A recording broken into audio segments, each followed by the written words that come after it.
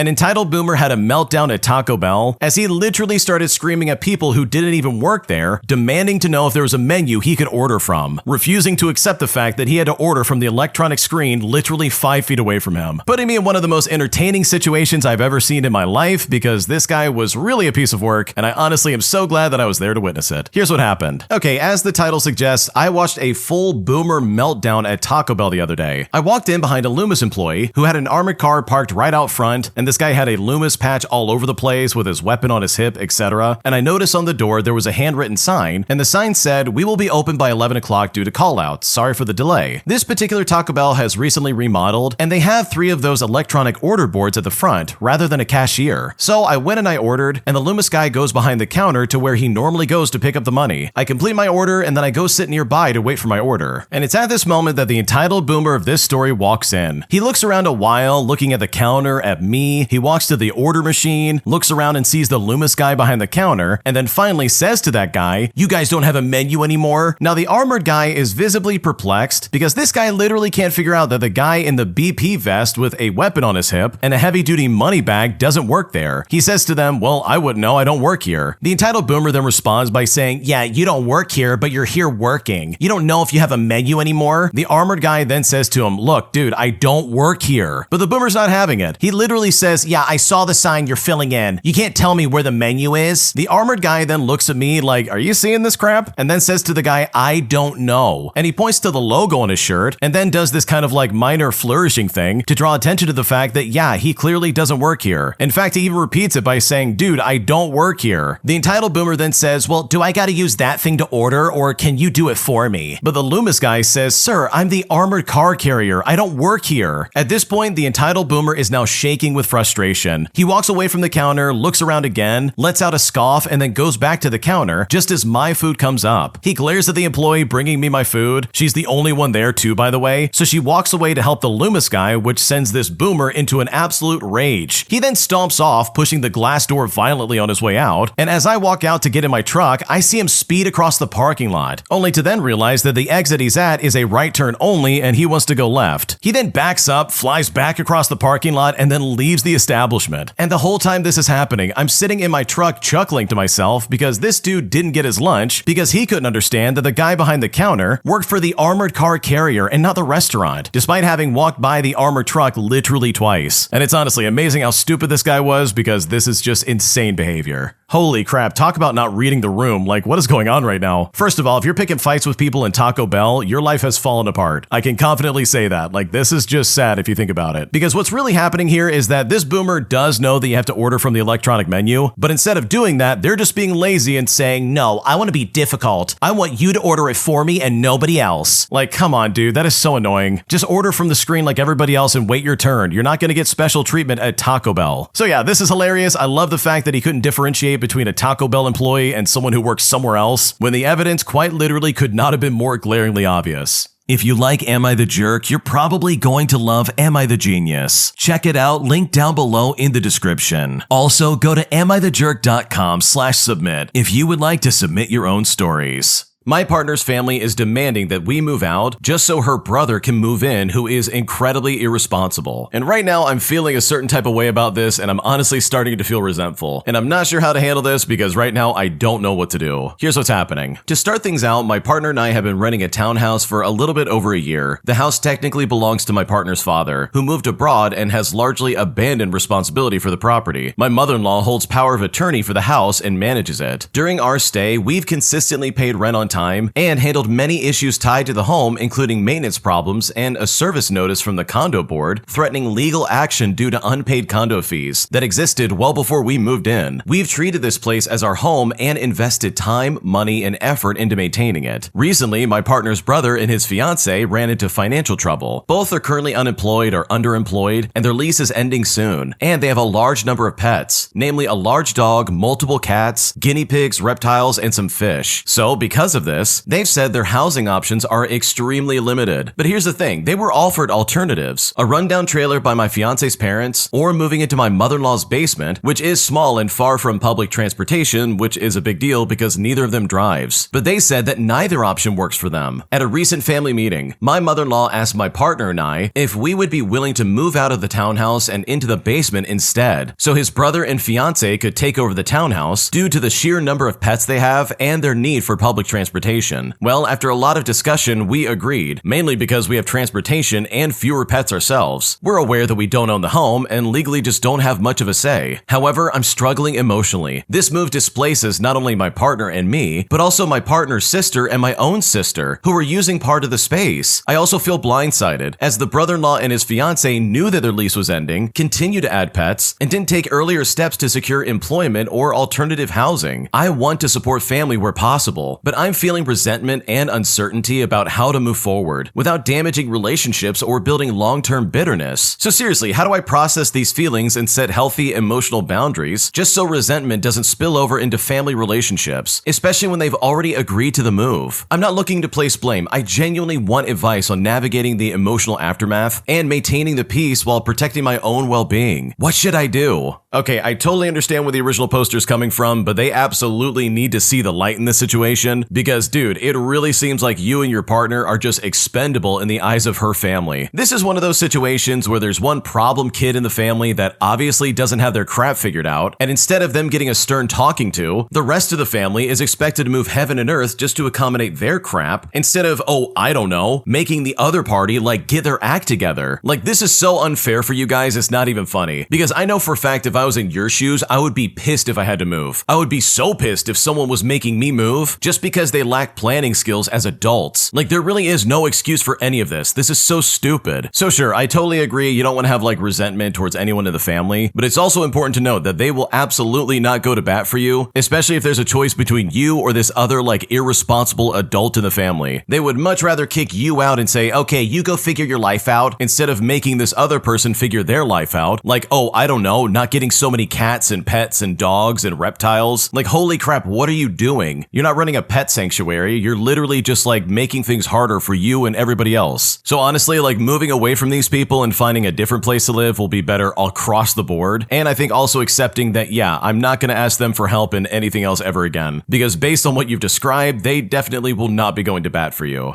Am I the jerk for telling my parents that I will not be parenting my younger adult sister as she goes to college? Because after she literally almost burned her kitchen down, my parents are convinced that she can't live on her own and are now practically demanding that she move in with me and my fiance. And at this point, I'm so annoyed that I just don't know what to do. Here's what's happening. I'm a 24-year-old male and I work at a university as IT support. I have a younger sister who I will call Chloe, who's 20 years old, who started studying in this university in autumn of last year. She's moved out of the family home and into a house share with 2 friends. And for reference, our parents live about 3 hours away from the school. I love my sister, but for context, she can be quite immature for her age. And I think that my parents have babied her a lot. When Cleo got accepted into the university and decided that's where she's going, my parents made it clear that they want me to keep tabs on her. They were worried that she's going to get like a sketchy boyfriend, start drinking, or just generally be reckless. I told my parents I'd check in with her to make sure she's okay, but I'm not interested in spying on her every move. They'd frequently call me to ask what Cleo's up to, but every time I'd say that she seems fine, but you should ask her yourselves. Now, it's been pretty uneventful. My sister seems like her normal perky self and always told me that she was fine when I asked her, aside from like a few small arguments with her housemates. In the new year, my sister tried to start up a TikTok-based cookie business, but last week she called me because she had accidentally caused a kitchen fire. She fell asleep while the cookies were in the oven, saying that her phone alarms didn't go off, and when she took them out, they were in flames, and she dropped them on the floor and firefighters had to be called. No one was hurt, and other than the kitchen flooring and a bit of the walls, there's no major damage to the house, and it's being covered by insurance and her deposit. Now, I comforted my sister, who's obviously and understandably upset, and I helped her talk to her landlord. Well, when my parents found out about this, they were absolutely distraught. They said that they don't think that she can be trusted to be independent and demanded that I invite her to live with me so that I can keep an eye on her. I live with my fiance for reference, and while I do have a spare bedroom, my fiance is 4 months pregnant pregnant with our first ever child, so we already have a lot going on right now. Plus, I don't think this would help my sister be a responsible adult. My parents don't seem to understand my perspective, and said it's my duty as her older brother to take care of her, and they don't feel comfortable having her live away from home unless she's with me. They seem convinced that she will do this again and are genuinely worried, but I don't think she would after that scare. And everybody makes mistakes. We ended up arguing over this, and I just said that I'm not gonna parent my adult sister. So with all things considered, am I the jerk for not doing more for her like my parents want? What should I do?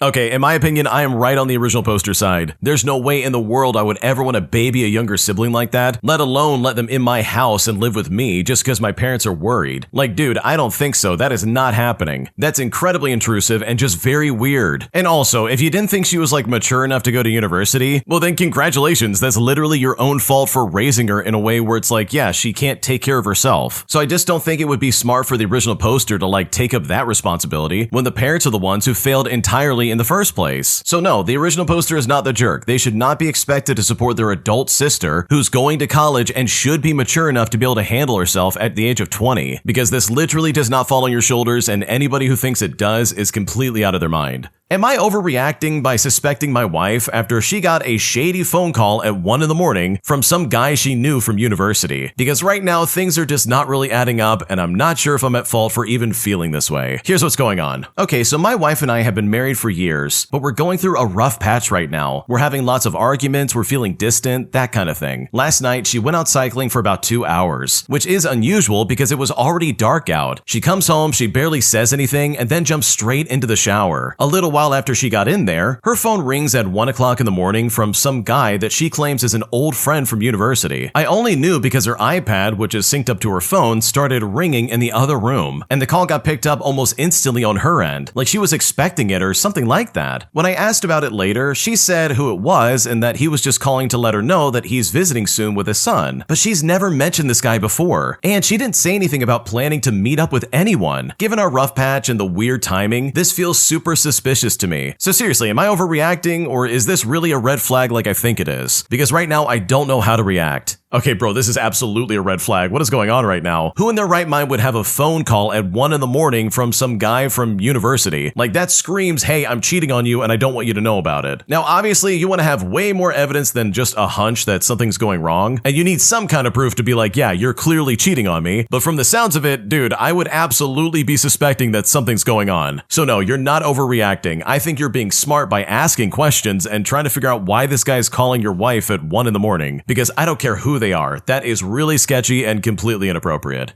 I feel smothered by my boyfriend of 14 months, as he is constantly tracking me via my phone and calls me all the time. And now, after dealing with it for so long, I feel completely trapped and suffocated, and I really just don't know how to break up this relationship. Here's what's going on. Okay, so I've been dating my boyfriend since November of 2024. For a while now, I've been feeling off about the relationship lately, and I'm finally realizing why. I feel like I have zero breathing room. Early on, he convinced me to download Life 360 so we could see each other's locations. He told me it was in case one of us got in a car crash or for emergencies. But now it feels like a digital leash. Every single time I leave work or leave my house, he sees the notification and calls me, asking me where I'm going. We then end up spending hours on the phone every single evening and weekday, and he says, I get really anxious when I'm not on the phone with you. He calls me all the time, and we end up talking for hours and hours, even times where we don't talk and just exist on the phone. At first it was nice, but after about a year, I really just wanted to have my own quiet time. I've realized that I don't want to spend my entire night on the phone. Most of the time, the conversations feel one-sided because he talks about his interests nonstop, and I'm just exhausted. I've been feeling a lot of stress lately with my new job and hotel maintenance, so I seriously just don't need this. I'm also tired of the guilt trips when I don't come over early enough to his place. Did I mention that the drive to his place is around an hour drive one way, and yet he still refuses to go to my place ever? I'm at the point where I just don't want something different, and I'm ready to move on. Since we've been together for like over a year now, I'm struggling with how to do the breakup when he is so used to being in constant contact with me. I also just want someone who isn't an hour away with good traffic and an hour and a half with bad traffic. So has anyone dealt with a partner like this who uses tracking applications to monitor you? How do I even begin to break this off cleanly? Because right now I really just don't know what to do. Okay, honestly, I think the way your boyfriend's acting is completely intrusive, and I don't blame you for wanting to break up with him. Because this would really piss me off. I would hate every second of this. Because seriously, I would definitely want some quiet time as well. Just sitting there on the phone constantly just to hear each other breathe is really weird in my opinion, and nobody needs that. So I don't know if there's an easier way of doing this, but honestly, it kind of seems like this is gonna suck no matter what. So if I was in your shoes, I would probably just rip the band-aid off and get it over with as soon as possible, because I'm willing to bet that no matter how you put this, he's probably going to take it the wrong way, and that is really going to suck. Am I the jerk or even selfish for not wanting to share my lunch with my friends at college? Because every single time I sit down to eat with them, they practically take my lunch and eat it, all because it's a home-cooked meal and they miss that. Because now I'm really frustrated over this behavior, and I seriously just don't know what to do moving forward. Here's how it all started. Okay, so I joined college recently, and I met a lot of new people from different parts of the country, and I am reeling a bit from their social expectations. Most of them live in the dorms, so they eat at the college canteen, and I live close by, so I pack my own lunch, and if I'm lucky, my mom packs it for me. Well, without fail, every single time, all of them want a taste of my lunch because it's a home-cooked meal, and this is something that they all miss or whatever. I sit with about 2 to 3 people, so after they take their sample, I only have half or less than half of my lunch left. And I know that I should be more generous about food, but it really frustrates me because I wake up early to cook for myself, or my mother does, and I don't even get to eat a full meal half the time. I don't like asking my mother to spend more time and money cooking more food for all of them, and I certainly don't want to either.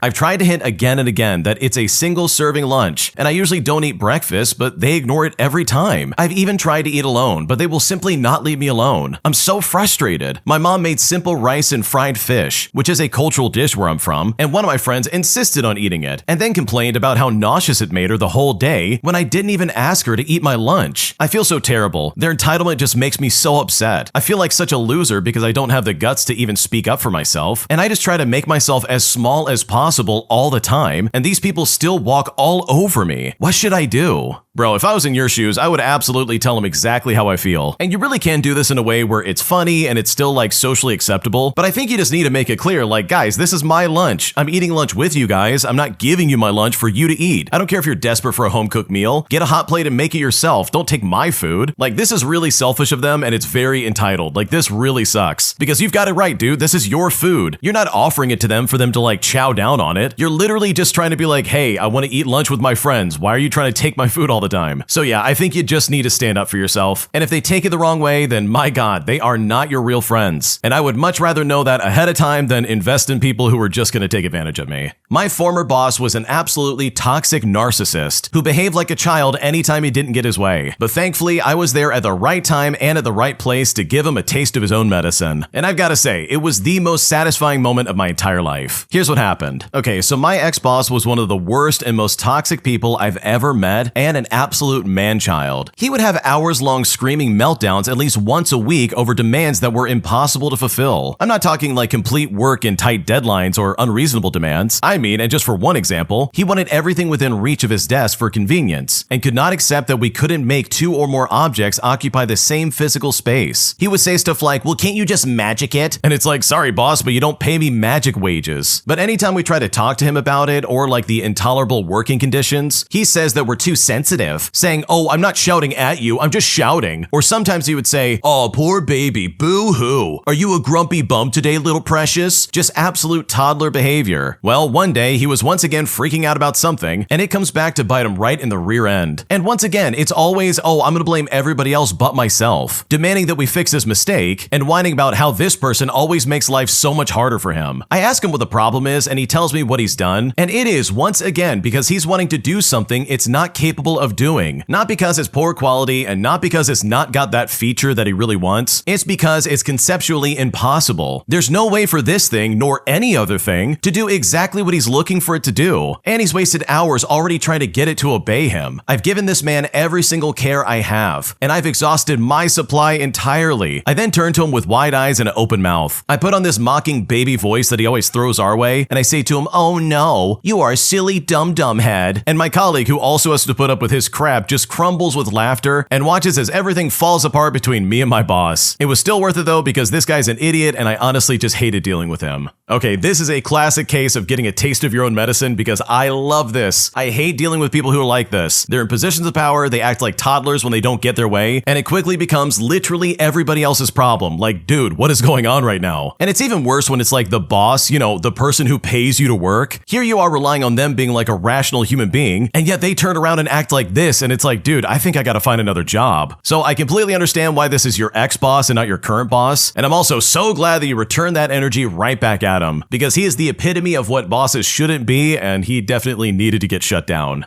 My best friend is bringing her new boyfriend to my intimate destination wedding with no plus ones. But after finding out the way he's treating my best friend, I honestly don't like her new boyfriend. And I'm struggling of how to tell her that I just don't want him showing up, because right now I don't know what to do. Okay, for starters, I'm getting married very soon at a destination city, about an hour away from where my best friend lives, who has been my friend for over a decade. Now, this is all gonna happen over 3 days. A day to come in, get married, and then celebrate. Now, I have no family, and my fiance's family doesn't approve of my race. So this ceremony is going to be extremely intimate, with quite literally only a handful of trusted friends. My best friend got into her first relationship with a new guy a few months ago. From what she's told me, he is very critical of her, and most people in her life don't approve of him. Well, just recently, she told me she's bringing him to keep her company during any downtime. Now, here's the thing. I do not want him at my ceremony, and I am confident that I can have that conversation, but I have no idea what to do about the rest of the time. For example, the night everybody arrives on day 1 in the city, I made a dinner reservation for the exact number of guests that I invited. But is it rude for me not to include him as well? Granted, I've never met this man before. I just heard about him from my friend, and I know I need to talk to her, and I would be justified in not inviting him to my wedding activities, but I don't even know how to broach the subject whatsoever. She's also leaving early on day 2 as well. I don't want to hurt her feelings. I mean, this is her first relationship, and she's really excited about it. But I don't want my first time meeting this guy, who I already don't think highly of, to literally be the day before my wedding or on my wedding day itself.